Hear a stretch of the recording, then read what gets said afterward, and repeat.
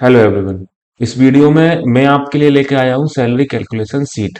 देखिए, बहुत से लोगों को मैंने देखा है जो दो दो तीन तीन साल नौकरी करने के बाद भी उनको नहीं पता होता है कि हमारी सैलरी कैलकुलेट कैसे होती है। अगर उनका एडमिन कुछ गलती कर भी देता है तो वो उस गलती को नहीं पकड़ पाते, क्योंकि देखिए सब जगह ही एडमिन, आप इंस्पेक्टर पोस्ट पे हैं, अगर आपकी सैलरी कैलकुलेट करने वाला गलती अगर कर देता है तो आपको वो पकड़ के उसको बताना पड़ेगा। मेरे साथ ऐसा हुआ है।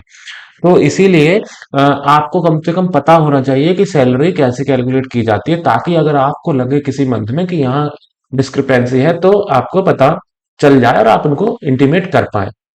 और उसके अलावा इसकी जरूरत इसलिए भी पड़ती है कि ये नहीं है कि एक बार आपको मान लीजिए 70,000 सैलरी आती है तो हमेशा वही आती रहेगी, ताकि आप हमेशा पता करें अच्छा 70 आ गई, ओके सैलरी डन, ठीक है।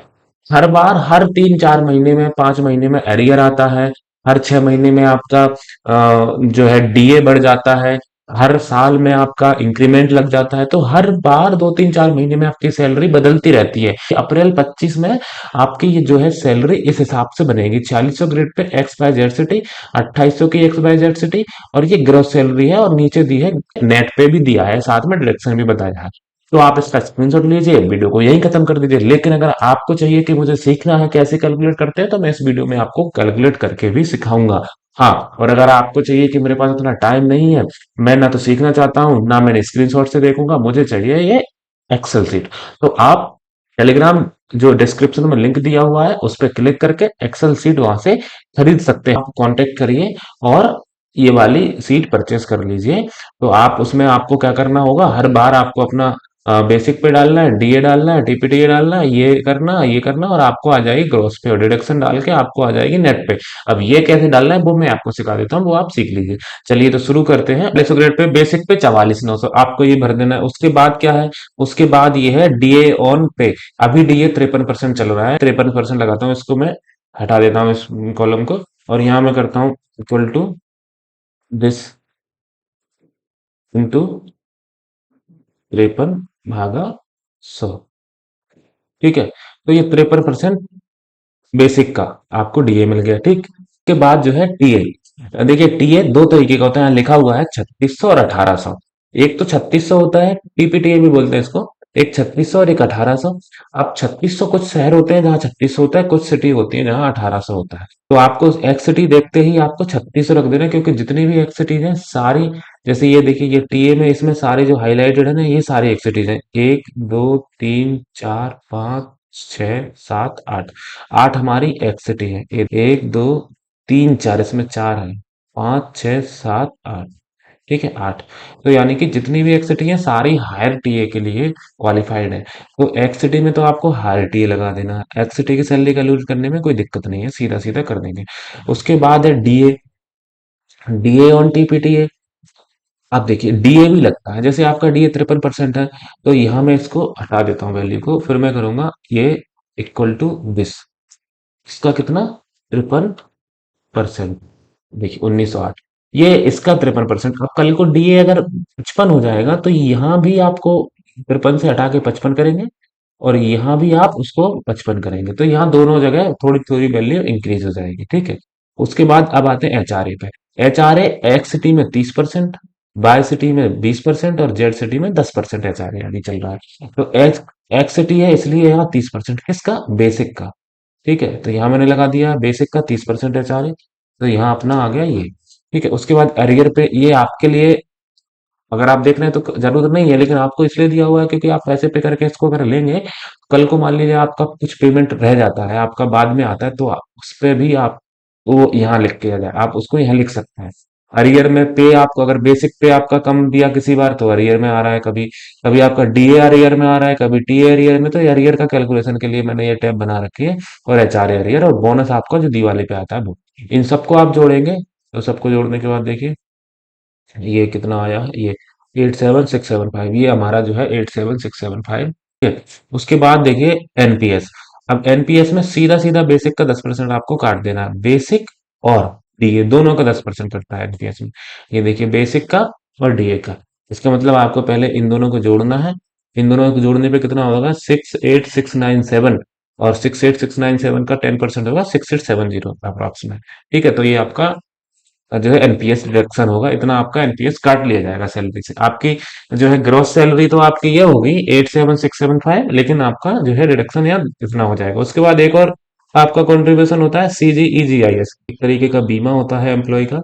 इसमें अगर उसकी नौकरी में रहते हुए डेथ हो जाती है तो उसकी वजह से उसके बाद उसकी फैमिली को कुछ अमाउंट दिया जाता है, तो ये सब उसके लिए आपका रुपए उसके लिए आपके काटते हैं। ठीक है, और सीजीएचएस में ये आपके 650 करते हैं। आप कोई सी भी सिटी में हो, इलाज आपको बराबर मिलेगा सिटी के हिसाब से। इलाज अच्छा बुरा तो नहीं मिल जाएगा, इलाज तो इलाज है, इसलिए सब में आपका सेम अमाउंट कटता है। उसके बाद है प्रोफेशनल टैक्स, ये स्टेट के हिसाब से कटता है। 100 रुपए से ज्यादा मुझे नहीं लगता कहीं होगा, लेकिन ये डिपेंड करता है कि आप तमिलनाडु में जॉब करते हैं, यूपी में कुछ स्टेट में होता ही नहीं है, तो इसलिए इसको मैं नहीं रख सकता। बाकी इससे सैलरी में बहुत ज्यादा अंतर नहीं पड़ेगा। उसके बाद है एक्सेस पेड एचआरए, मतलब एचआरए आपका अगर कभी कभार होता है कि क्वार्टर्स आपको मिल जाता है, लेकिन एचआरए 2 महीने तक 3 महीने तक नहीं कटा, तो आपको उन्होंने ज्यादा पे कर दिया 3 महीने तक, जबकि जबकि आप क्वार्टर्स में 3 महीने पहले से थे, आपने डिपार्टमेंट को इंटीमेट नहीं किया, तो वो उसको काटते हैं।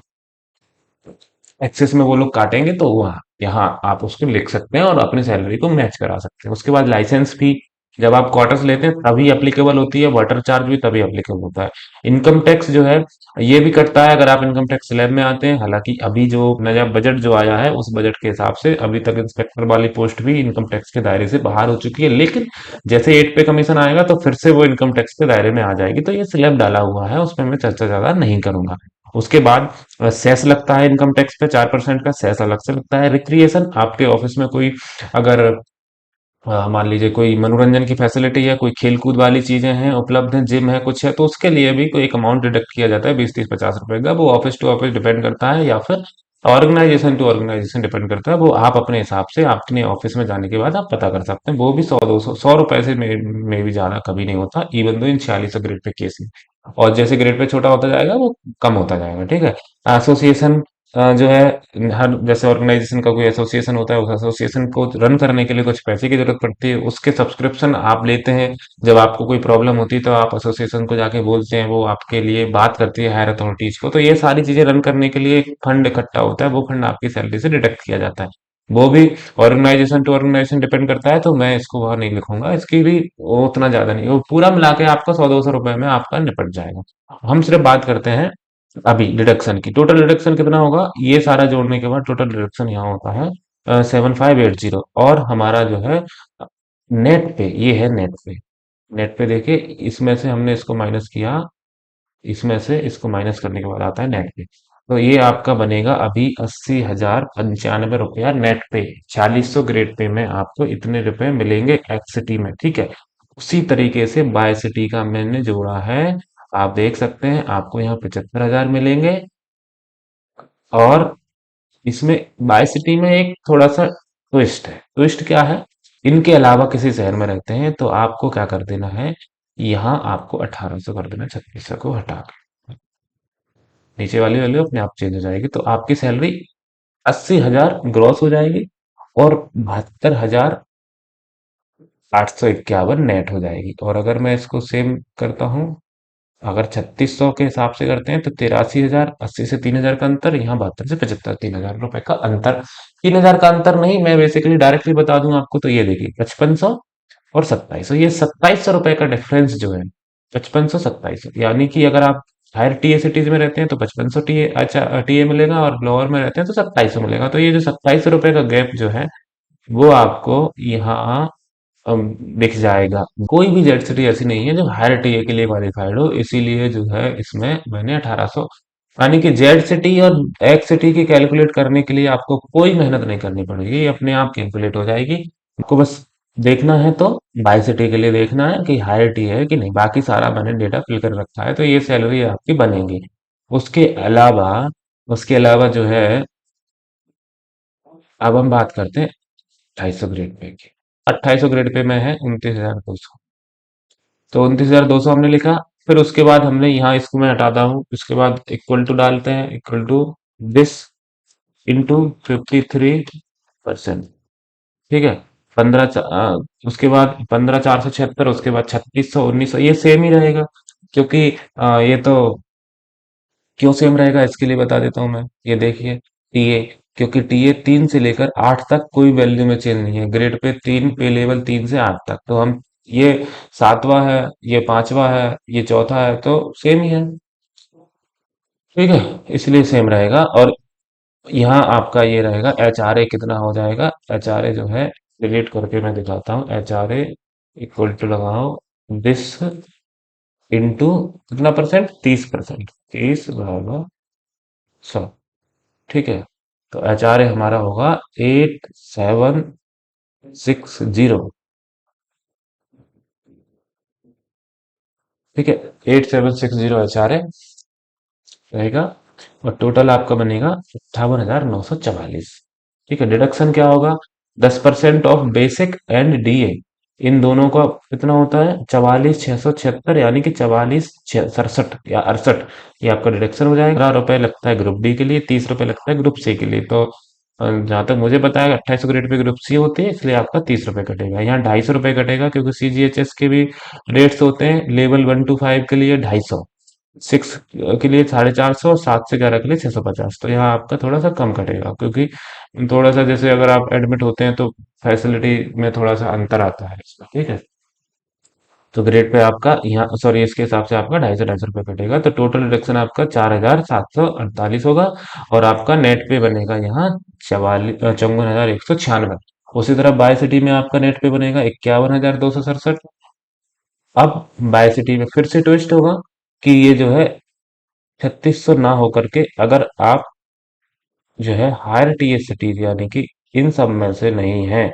अगर आप देखिए ये ब्लू कलर की सिटीज में होंगे तो एक्स सिटी में है आप, फिर तो आपको कोई सोचने की जरूरत ही नहीं है। आप तो डायरेक्ट हायर टीपीटीए और 30% एचआरए के लिए क्वालिफाइड है। लेकिन इनके अलावा अगर आप इनमें हैं, यहाँ नागपुर, जयपुर, कोयम्बटूर, गाजियाबाद, कानपुर, लखनऊ, अगर आप यहाँ है तो हायर टीए के लिए क्वालिफाइड है, तो आपको यही रहेगा। लेकिन अगर इनके अलावा है तो मैंने बताया 2700 रुपये, आप अपने नेट पे में से 2700 रुपये घटा लीजिएगा। ठीक है, तो 51,000 में से 2700 आप घटा देंगे।